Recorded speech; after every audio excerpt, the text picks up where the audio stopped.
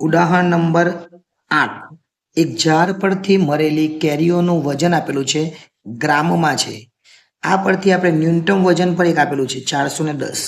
કેરીઓના વજનનો મધ્યક શોધવા. સૌથી ઓછું કેટલું છે 410 અને 420 થી ઓછું એનો મતલબ કે સૌથી ઓછું કેટલું છે 410 એટલે 410 થી 420 હોવાનું.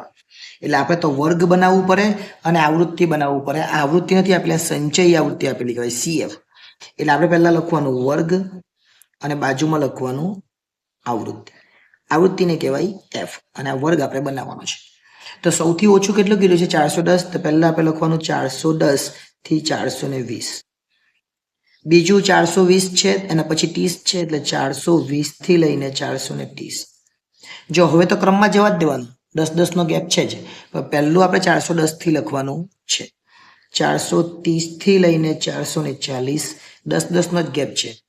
440 થી લઈને 450, એ જ રીતના 450 થી લઈને 460, ક્યાં સુધી 470 છે એટલે લખવાનું 460 થી લઈને 470, અહીંયા સુધી આપણે જવાનું.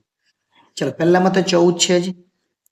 ઓકે, હવે શું કરવાનું ખબર આપણે, આ 34 માંથી આ 14 ને બાદ કરવાના. કેમ કે આ તો 430 થી ઓછું એટલે આ પણ એની અંદર આવી જાય. એટલે 34 માંથી બાદ કરી નાખીએ આપણે તો વધે કેટલા 20. હવે 76 માંથી આપણે 34 ને બાદ કરવાના. આ 76 માંથી કેટલા બાદ કરવાના 34. 76 માઇનસ 34 એટલે કેટલા આવે 42. એટલે આપણે લખવાના અહીંયા 42. આ 76 માંથી 34 ને બાદ કરવાના. એ જ રીતના 130 માંથી 76 ને બાદ કરવાના. 130 માઇનસ 76 એટલે કેટલા આવે 54. એ લખવાના 54. ત્યાર પછી 165 માંથી 130 ને બાદ કરીએ એટલે ખબર પડી જ જાય છે 35 આવે.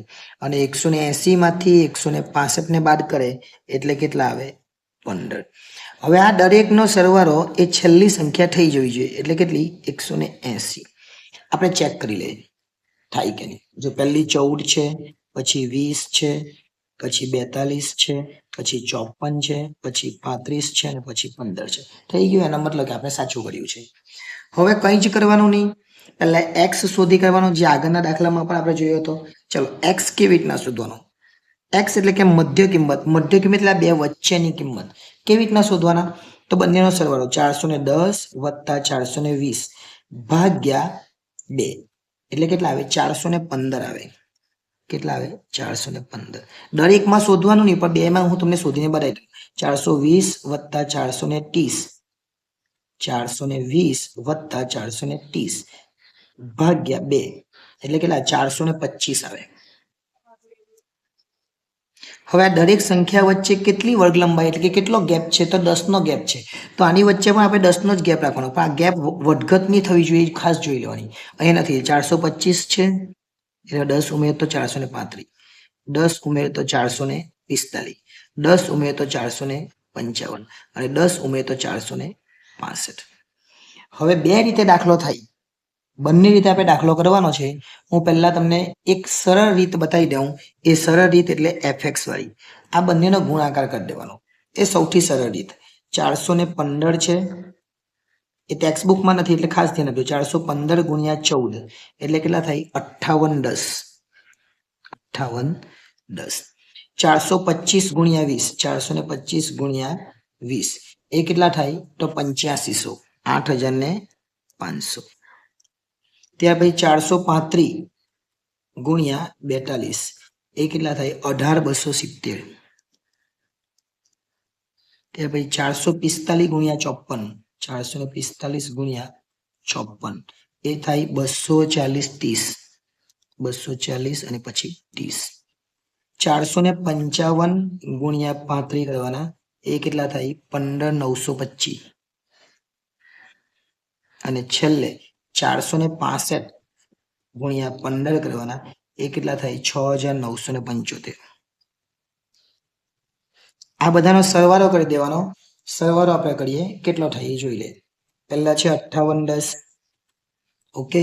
ત્યાર પછી 8500, ત્યાર પછી 18270, ત્યાર પછી 24,030, ત્યાર પછી 15,925 અને છેલ્લે છે 6,975. એટલે 79,510. 79,510. હવે આપણે એકદમ સરળ રીત પ્રમાણે દાખલો કરવાનો છે, એટલે હું નીચે બતાવી દઉં. એક્સ બાર બરાબર સિગ્મા એક્સ ના છેદમાં એન. આ સૂત્ર હતું, પણ અહીંયા એફએક્સ છે એટલે અહીંયા આપણે આ જે એક્સ લખ્યું, આ જે એન લખ્યું એ તો બેઠું જ, પણ હવે લખવાનું સિગ્મા એફએક્સ ના છેદમાં એન. જો આ છેકવાનું નથી, પણ આ યાદ રાખવા માટે મેં કીધું કે એક્સ લખતા હતા આપણે, એની જગ્યાએ શું લખવાનું? એફએક્સ લખવાનું. એટલે ખુદ બતાવવું હોય તો ફરીથી બતાવી દઉં. એક્સ બાર બરાબર સિગ્મા એફએક્સ ના છેદમાં એન. ઓકે, આ સૂત્ર મૂકવાનું. ચલો, ઉપર 79,510 છે અને છેદમાં 180 લખવાના. એટલે 79,510 ભાગ્યા 180 ભાગ્યા 180, એટલે જવાબ આવે 441.72.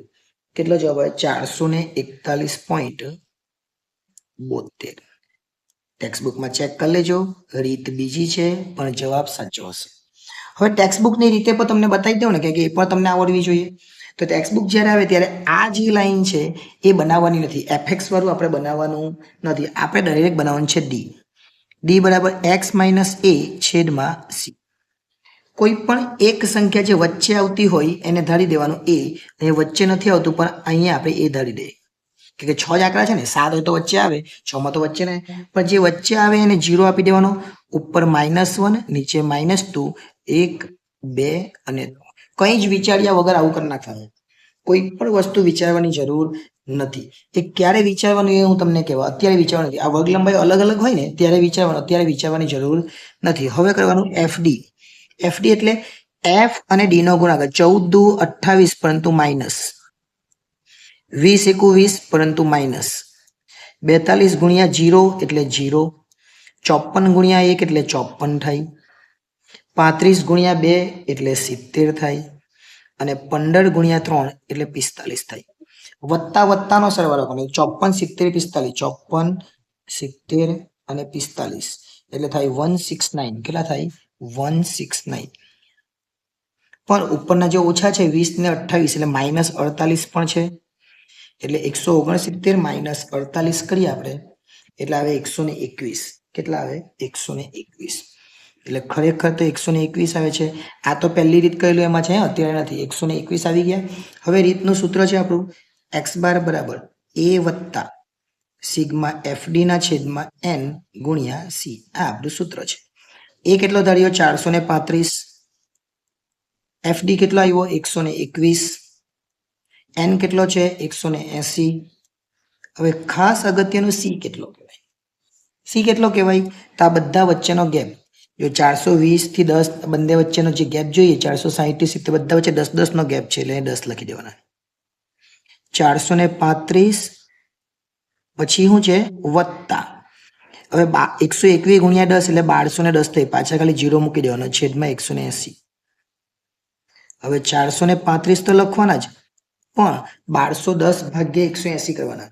1210 ભાગ્યા 180 એટલે આવે 6.72. કેટલા આવે? 6.72. હવે 435 માં 6 ઉમેર તો 441 થાય અને પાછળ 72 તો છે જ. બંનેનો જવાબ જોઈ લઉં. જો પહેલી રીતમાં જવાબ હતો એ કેટલો હતો? 441.72. બીજી રીતે જવાબ આવ્યો એ કેટલો આવ્યો? 441.72. એટલે જરૂરી નથી તમે કઈ રીતે દાખલો કરો, આપણને તો વજનનો જે મધ્યક પૂછેલો છે એનો જવાબ આવવો જોઈએ. એ જવાબ તમે બેમાંથી કોઈ પણ રીતે લાવી શકો. તમને જવાબ લાવતા આવડવો જોઈએ. કઈ રીતે જવાબ આવ્યો છે એ અગત્યનું નથી. બંને રીત વેલિડ જ છે, કોઈ રીત વેલિડ નથી એવું નથી. એટલે આ રીત પણ ખૂબ સરળ ગણાવી શકાય. આ રીતનો ઉપયોગ કરજો જેથી ભવિષ્યમાં તમને કોઈ મુશ્કેલી થાય નહીં.